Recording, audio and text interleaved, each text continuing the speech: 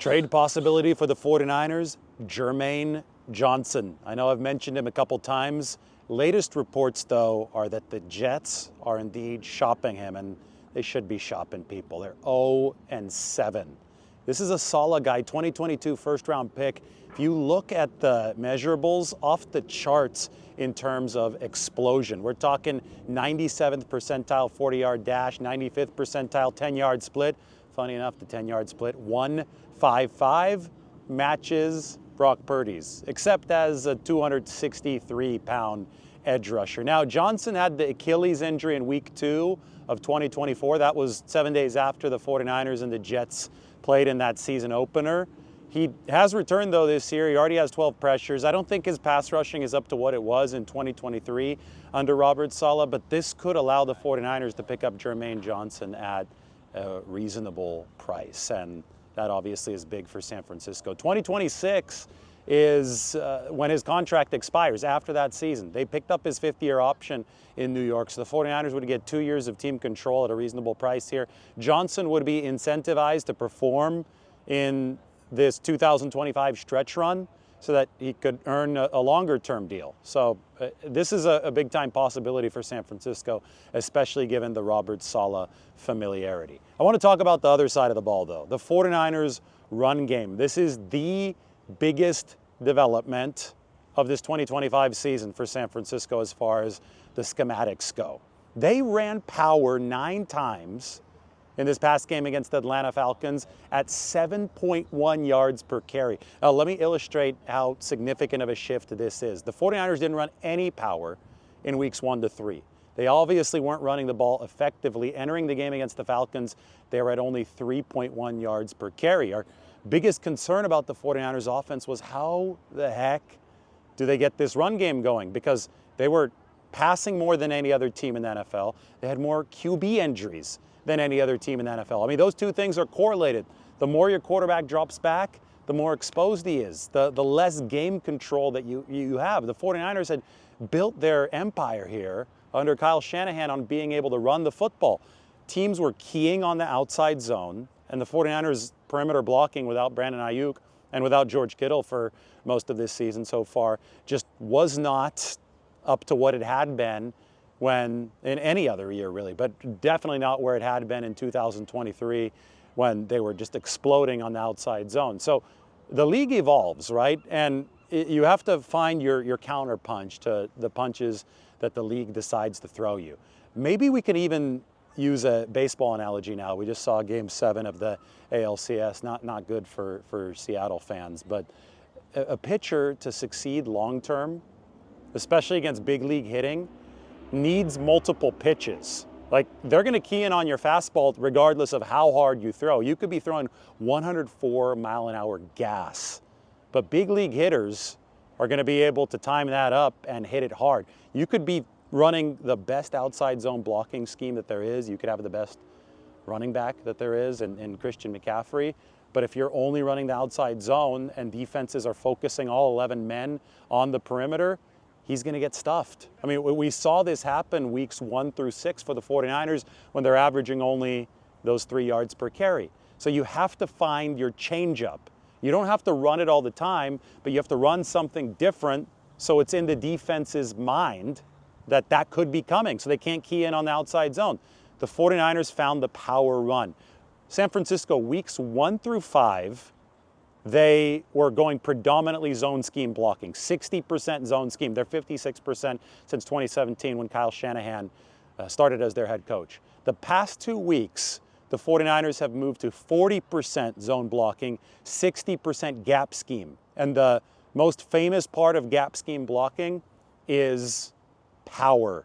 It's where everybody's in charge of taking out a gap. Every single lineman takes out a gap. So the 49ers showed 9 power runs against Atlanta. They averaged over 7 yards per carry. They were going gap scheme for the majority of this football game at about 60%.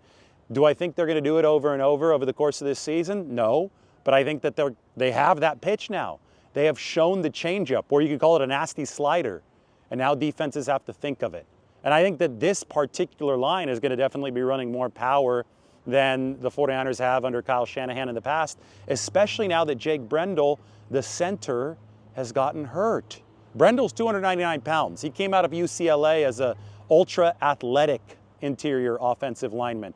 Ideal for a zone blocking scheme. The zone blocking scheme forces these linemen to get out onto the perimeter, to reach block, to do all kinds of more finesse type of stuff. And that's what Jake Brendel is good at.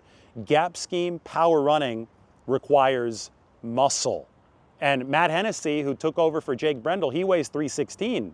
So he's 17 pounds heavier than Jake Brendel. Guess who was pushing Christian McCaffrey into the end zone on that touchdown? Guess who was showing off the muscle on that touchdown? It was Matt Hennessy.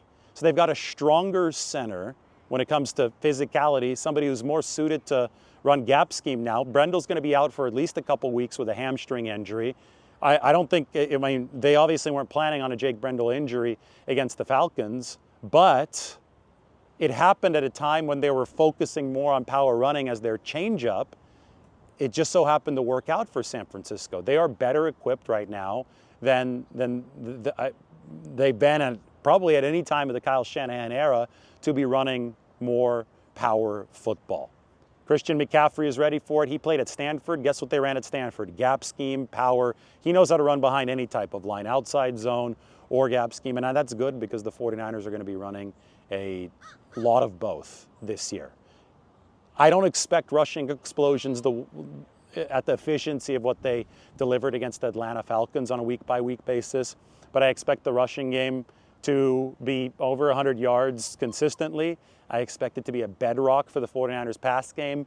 I expect it to take some pressure off of their quarterbacks, and that's exactly how the 49ers can make this sustainable and push this offense to an elite level. Now, as far as what's going to happen this week, well, we'll find out a little bit later today on Brock Purdy and his status, but 49ers might have bought themselves at least another week playing Mac Jones with the win. They're 5-2 now. Take a look at the defenses that the 49ers play coming up over the course of the next 3 weeks. First, you've got the Houston Texans, who are the top defense in all football. We saw them play against the Seattle Seahawks.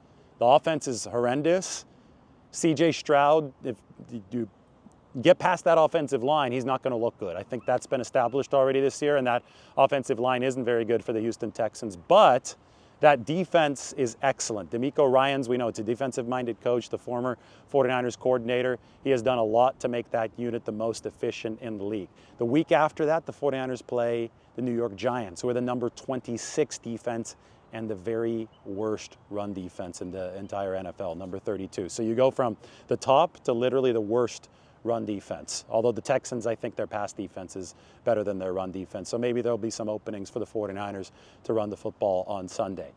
That is going to be followed by the Rams, who are the number 2 defense in all football. So in general, you've got excellent defense, bad defense, excellent defense over the next 3 weeks for the 49ers. I think that the softest landing spot, not literally, unfortunately MetLife Stadium has artificial turf, but the softest landing spot to get Brock Purdy reintegrated into this offense is that game against the New York Giants. Now, that might make some fans cringe because of the high injury rate there on the turf in New York, and I know he's coming back from turf toe, so maybe the 49ers decide to wait until the Rams come to town in early November. Maybe that also sees the return of Brandon Ayuk. It's a possibility. We're going to be talking about all these things over the course of the next few weeks, but that's the setup for the 49ers. And I really think that to beat the Rams, this is a team that is truly in the upper right corner of all those tables that I show you. This is one of the strongest teams in football. I know they did it once shorthanded, but they're going to want to be as loaded up as possible when they face the Rams in early November.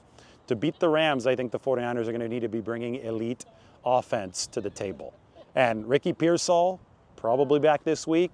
Brock Purdy, probably back at some point here in the next couple weeks. If you could get both of those guys back, combined with a run game, which the 49ers have now set the basis for, I think you're at a position where you could challenge the Rams mano a mano and not need some insanely lucky bounces to go your way to win. They got those bounces on Thursday night at SoFi Stadium in week 5? I think that was week 5 at SoFi. They got those bounces.